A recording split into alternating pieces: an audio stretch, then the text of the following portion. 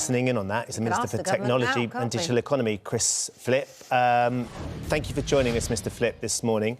Now, I'm sure you've just overheard Akshay's story, heartbreaking story of what he went through and how he's lost his mother while he was waiting for an ambulance to arrive. He wants answers. Why the NHS, why the paramedics, why our ambulance service is struggling so much and more isn't being done to try and help people in the situation that he's in. What support and what help and hope can you give him? Well, I was listening to that story, and it was a really, really, just terrible, heartbreaking account. And I just want to send my sympathy and apologies to the family for what we just heard about then. From what I heard of your clip, it sounds like that call should obviously have been handled very, very differently, and it should have been responded to a lot faster, given the circumstances. I think it does need to be properly investigated to find out exactly what happened in that case, to make sure it doesn't happen again.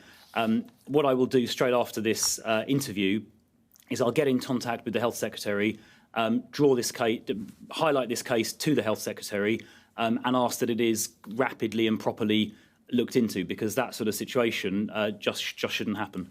I'm sure we can find ways of making sure it doesn't happen again. OK, let's just get a reaction from Akshay. You know, that's relief. If you can get in contact with the Health Secretary on my behalf, that'd be great. If you could set up a meeting, me and him, and he can address what he'll be doing, not for me now, for the rest of the country, to meet those target times, that'd be amazing. I'll get in contact with him straight after this programme. Thank you. OK. Well, we appreciate that enormously. It's a shame that Akshay had to come onto the show and you had to be listening for this to happen, because clearly Angela Rayner has tried to get that meeting. But look, let's focus on the positives, which you can make that meeting happen. We do need to point out, of course, though, that North West Ambulance Service, who have apologised for this and have said they can never say sorry enough, were saying they were facing exceptional demand at that point. It's proving incredibly challenging at the moment. The regularly overstretched resources. We've had paramedics talking very publicly about the challenge that they are facing, and it's not getting any easier, is it? Through the pandemic, the stretch and the pressure on our NHS is huge, and more needs to be done, doesn't it? Well, the NHS and the ambulance service are under enormous pressure because the pandemic, the COVID pandemic, has obviously created, many hundreds of thousands of people who need medical assistance that wouldn't, without COVID, ordinarily be the case. So clearly COVID has put massive pressure on the NHS.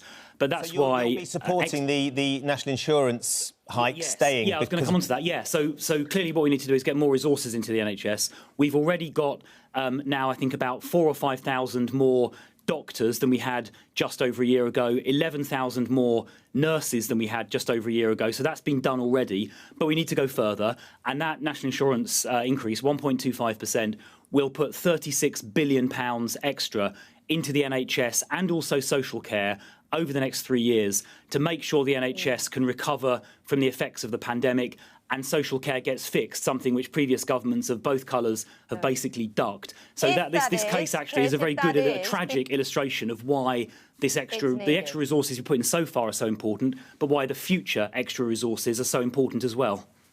If that is, it does come into force, because the newspapers are full of, and our contacts are telling us, that the Conservative Party, Tory backbenchers, are putting pressure on Boris Johnson not to bring this in. In some quarters of the Conservative Party, it was a not pleased that there was even being suggested in the first place, not a party that likes any kind of tax increase.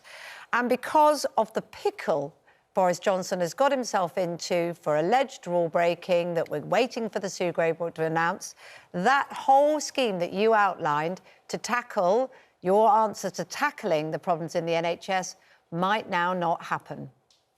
Well, the plan is to proceed. It's been approved by the Cabinet. It's been approved by Parliament.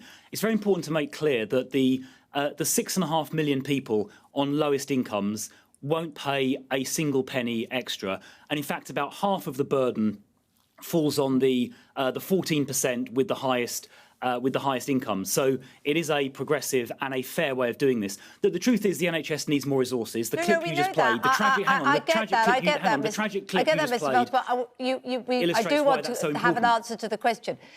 Are you aware, are you pushing to make sure it goes ahead? Because there is conflict now, isn't there? between what members of the Conservative Party want Boris Johnson to do, and he needs their support, and what the intention was when that hike of national insurance was brought in? Well, the intention is to proceed with the plan that's been approved by the Cabinet and approved by Parliament. And the reason why it's important is very tragically but powerfully illustrated by the case we just talked about. We do need more resources. And you can't, hang on a sec. You would be very angry about that. You would be very angry, would you? We need more resources, and we can't magic money out of thin air. And this is a proportionate and reasonable way of doing it. No one likes tax increases, right? Least of all the Conservative Party, least of all me. But the truth is, if the NHS needs extra resources, we need to find a way of funding that. By contrast, Labour, Labour voted against this funding increase, which is extraordinary. It's whether you would demand that if Boris Johnson didn't bring in the thing that you're arguing is a good solution to the problems, you would be angry and that would be a point of conflict for you, or you would accept it. Sorry, I missed the question there. Can you say it again? The question is, if it turns out that Boris Johnson has to delay bringing this in order to keep support and keep his prime ministership, would you be in support of that delay?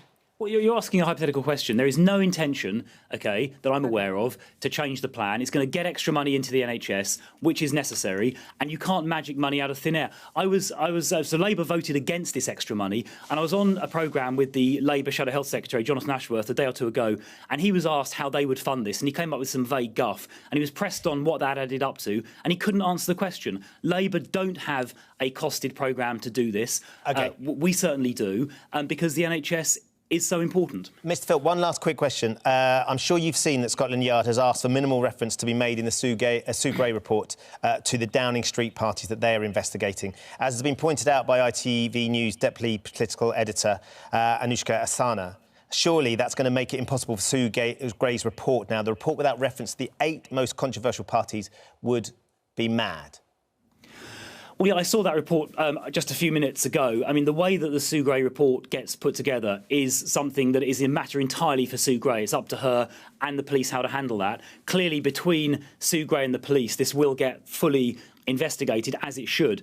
But the important thing to say is the government have no influence and have no involvement in how Sue Gray and the police conduct their respective reports and investigations, which is right. It's right that they're fully independent. So between the two of them, they will cover all of the incidents that need investigating, so the public and Parliament have a full and proper account. But that is up to Sue Gray and the police to work that out between them. It's not something the government could or should interfere with. No, and no one wants that, but it seems like it's going to be very difficult for her to give that report if she's going to have to redact some of the information within it. We will wait to see when it lands. We appreciate your time this morning, and also thank you for responding to Akshay's request as well. We look forward to seeing how that meeting goes. I'm going to do that straight away. Thank you. Thank you.